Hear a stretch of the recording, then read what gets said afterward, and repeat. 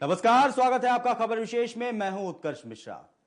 Rape और gangrape जैसी घटनाएं खुद में एक गंभीर और घिनौने अपराध की श्रेणी में आते हैं। समाज में हमारे बेहद ही गंभीर अपराधों की श्रेणी में इन्हें रख करके देखा भी जाता है। लेकिन अगर इस तरह की घटनाएं सजा के तौर पर दी जाए, गैंगरेप की सजा दी जाए, रेप की सजा दी जाए, तो आप क्या कहेंगे? आज का खबर विशेष माफ कीजिएगा, हमारा खबर विशेष इसी पर आधारित है, जिसमें एक ऐसी घटना के लिए जिसमें कोई अपराध भी नहीं हुआ, सजा दी गई गैंगरेप की।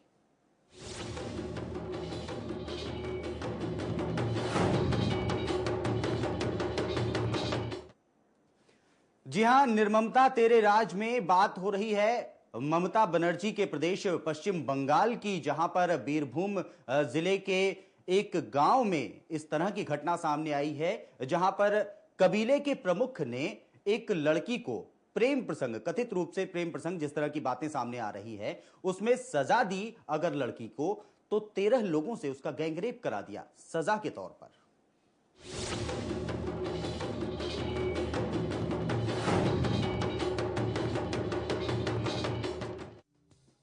सुप्रीम कोर्ट ने पश्चिम बंगाल के बीरभूम जिले में हुए गैंगरेप का संज्ञान लेते हुए राज्य सरकार को नोटिस जारी किया है। मामले की गंभीरता को समझते हुए कोर्ट ने बीरभूम के जिला जज को मामले की जांच करने को भी बोला है। आपको बता दें कि यह घटना पश्चिम बंगाल में हुए एक और गैंगरेप की है, जिसमें 20 साल की एक आदिवासी लड़की का कबीलाई कंगारू कोर्ट के फरमान पर गैंगरेप करा दिया गया। मामला शांति निकेतन से मात्र 25 किलोमीटर की दूरी पर मौजूद लाभपुर थाना क्षेत्र के सुबलपुर गांव का है।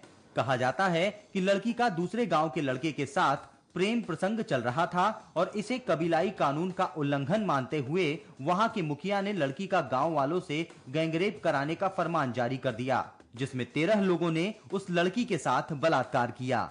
फिलहाल सभी 13 आरोपियों को पकड़ लिया गया है। इनमें गांव के कबीलाई समाज का मुखिया भी शामिल है। पीड़िता के परिजनों ने बताया कि फैसला सुनाने के बाद वे लोग उनकी बेटी को एक घर में ले गए और गांव वालों ने बारी बारी उसके साथ बलात्कार किया। जिसके बाद पीड़िता जब घर लौटी तो परिजन उसे अस्पताल में इलाज दिलाकर पुलिस के पास पहुंचे, जिस पर पीड़िता ने उनमें से 13 की पहचान भी की। इन सभी के नाम FIR दर्ज करवाए गए। इनमें कबीले का प्रमुख भी शामिल है। वहीं प्रेमी लड़के को एक सप्ताह के भीतर 25,000 रुपए जमा करने के लिए कहकर छोड़ दिया गया। उधर मेडिकल रिपोर्ट में रेप की पुष्टि भी हो गई। मामला गंभीर है, लेकिन ऐसे गंभीर मामले अब पश्चिम बंगाल में आम हो चले हैं। नेशनल क्राइम रिकॉर्ड्स ब्यूरो की पिछले साल आई रिपोर्ट पर अगर गौर करें तो पता चलता है कि महिलाओं के खिलाफ हुए अपराधों में पश्चिम बंगाल सबसे आगे है। पश्चिम बंगाल में 2011 में महिलाओं पर हुए अत्याचारों के 29,133 मामले सामने आए। वहीं 2012 में महिलाओं पर हुए अत्याचारों के 30,942 मामले सामने आए, जो देश में राज्यवार सबसे बड़ा आंकड़ा है। देश के कुल ऐसे अपराधों का 12.67% पश्चिम बंगाल में हुआ, जबकि इसकी राजधानी ऐसे अपराधों में देश में तीसरे स्थान पर है। 2012 में पश्चिम बंगाल में 2000 रेप के मामले पंजीकृत हुए। एक तरफ तो महिला अधिकारों के नाम पर मंच से अच्छे अच्छे भाषण देकर नेता दिखाते हैं कि उनसे बड़ा समाज का हितैषी और कोई नहीं है, लेकिन तस्वीरें बताती हैं कि आखिर महिलाओं की सुरक्षा के लिए जमीन पर काम कितना होता है। स्पेशल डेस्क, खबर फास्ट।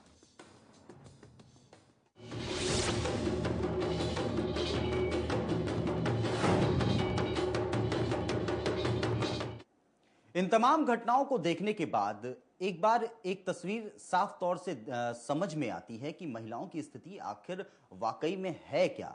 किस तरह से महिलाएं जो विशेषकर ग्रामीण क्षेत्रों में रहती हैं, उनकी स्थिति क्या है, उन्हें किस तरह से ऐसे अपराधों का सामना करना पड़ता है। और हमारा कानून भले ही तमाम सारे दावे वादे किए जाते हों, लेकिन उन तक पहुंच नहीं पाता है और ऐसे अपराधों का सामना उन्हें करना ही पड़ जाता है। आज मेहमान के तौर पर जनवादी महिला समिति की संयुक्त सचिव हमारे साथ सविता जी जुड़ेंगी, उनसे बात करेंगे। सविता जी, बहुत बहुत स्वागत है आपका। सविता जी, जिस तरह से बीरभूम जिले का ये मामला सामने आया पश्चिम बंगाल का, इस पर पहली प्रतिक्रिया आप क्या देना चाहेंगी? ये बहुत ज़्यादा दिल दहला देने वाली घटना है और एक तरह से हम ये कहेंगे कि इतनी ज़्यादा क्रूर घटना है कि हम उसको बयान नहीं कर सकते शब्दों में। जिस तरीके से लड़की के साथ इतने लोगों ने रेप किया, इसकी जितनी निंदा की जाए उतनी कम है इस घटना की। निश्चित रूप से ये निंदनीय घटना जरूर है, लेकिन हैरान कर दिया यहाँ पर इस घटना में कबीले के जिस कोर्ट की बात की जा रही है, कबीले के जिस प्रमुख की बात की जा रही है, उसने जो फैसला सुनाया, उसने जो फरमान सुनाया, वो भी कथित रूप से प्रेम प्रसंग का ये मामला रहा है, जिसमें गैंगरेप की सजा दे दी जा रही है लड़की को।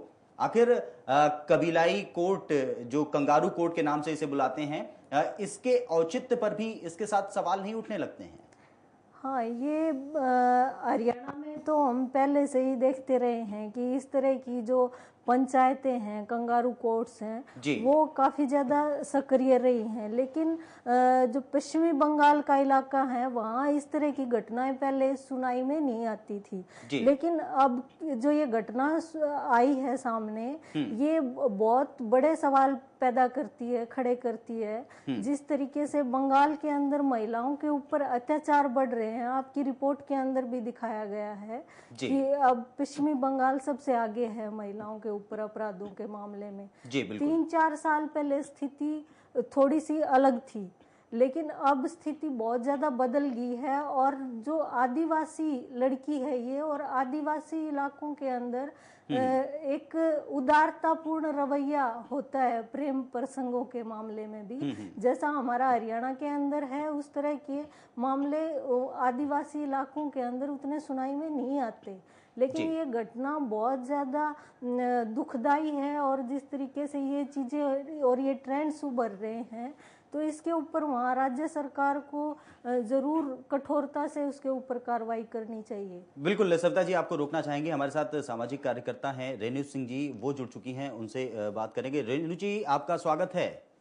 जी उत्तर। रेणु जी, जानना चाहेंगे, जिस तरह से पश्चिम बंगाल के बीरभूम जिले में ये घटना सामने आई, गैंगरेप की सजा दी गई। गैंगरेप खुद में एक बहुत बड़ा और घिनौना अपराध है, और सजा के तौर पर गैंगरेप की सजा सुनाई जा रही है। प्यार करने का मामला, जिस तरह की बातें, इसमें प्रेम प्रसंग की बातें भी सामने आई हैं। आखिर क्या कहती हैं आप कि मानसिकता क्या हो चली है? उत्कर्ष, यहाँ पर मैं यही कहना चाहूंगी कि ये जो घटना है, शायद ये पिछले वर्ष 16 दिसंबर को हुई घटना से भी ज्यादा भयानक और उससे भी ज्यादा घिनौनी और उससे भी ज्यादा क्रूर घटना है। क्योंकि यहाँ पर देखिए कि अगर ये कहा जाए कि किसी लड़की का सामूहिक या बलात्कार कर दिया जाता है कुछ गुंडों के द्वारा, तो गुंडे या कुछ भ्रष्ट लोग के द्वारा कर रहे हैं, ये कह के इंसान ये तसल्ली करता है कि गंदे लोग। यहाँ पर उन लोगों ने इस पूरे कृत्य को अंजाम दिया है जिनके ऊपर जिम्मेदारी थी, यानी कि ये पंचायत के आदेश से हुआ। अब बीरपुर जैसी जगह में, वेस्ट बंगाल में, जहाँ पर कि इस तरह की घटनाएं पहले भी हुई हैं, लेकिन ये शायद सबसे जघन्य जो कृत्य हुआ है ये अभी हुआ है। इसमें दो बातें दिखने की आ रही है। पहली चीज तो ये कि यहाँ पर था कि एक लड़का और एक लड़की अलग अलग समुदाय के होने के कारण उनको ये फैसला सजा के तौर पे पंचायत ने सुनाया।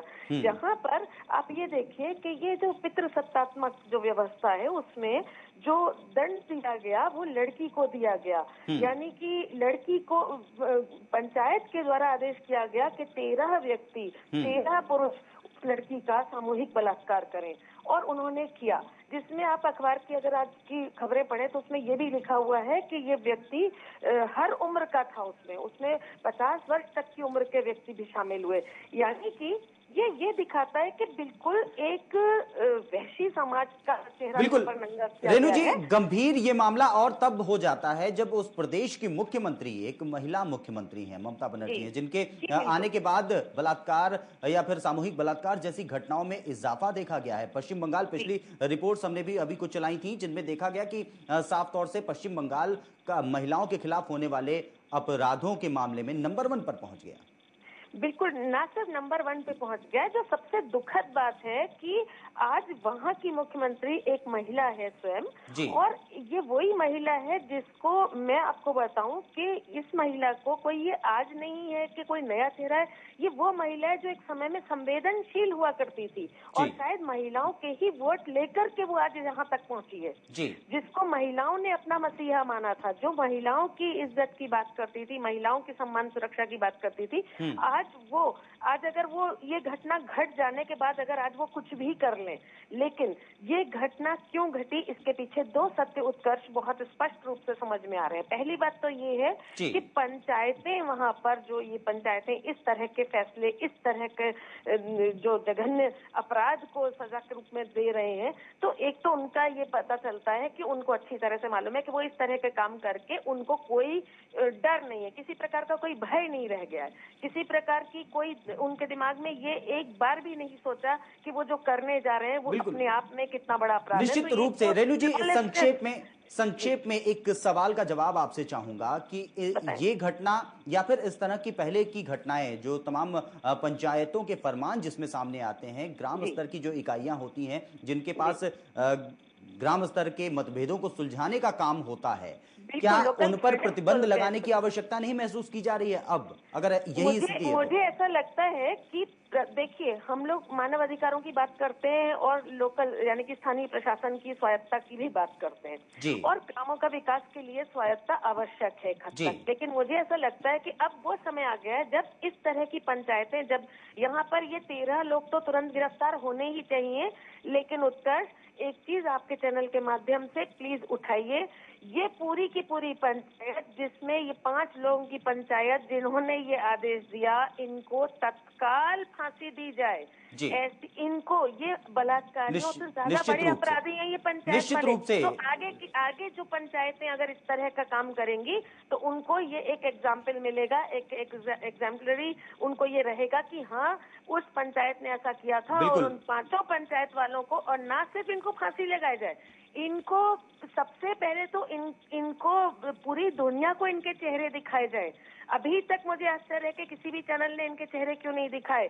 अभी तक वीरपुर पूरा का पूरा मीडिया वहां पे भर जाना चाहिए, और वो बलात्कारी, पहले बलात्कारी तो ये 5 हैं, पहले तो इनके चेहरे दुनिया को दिखाए जाएं कि ये कितने गिरे हुए लोग हैं, जो क्योंकि ये पंचायत सारी खराब नहीं होती उत्कर्ष। जी बिल्कुल, रेणु जी, सही कहा आपने। निश्चित रूप से अब कड़ाई से फैसला लेने का वक्त भी है। सरकारी, चाहे वो राज्य सरकारों के स्तर की बात हो, चाहे वो केंद्र सरकार के स्तर की बात हो, कड़ाई से फैसला लेने का वक्त भी है, ताकि एक सही संदेश जाए और अपने दायरे को लोग पहचान सकें, जिनके पास जिम्मेदारियां थोड़ी बहुत दी गई हैं अपने स्तर पर कुछ काम करने के लिए। बहुत बहुत शुक्रिया रेणु जी, हमारे साथ जुड़ने के लिए, अपना वक्त देने के लिए।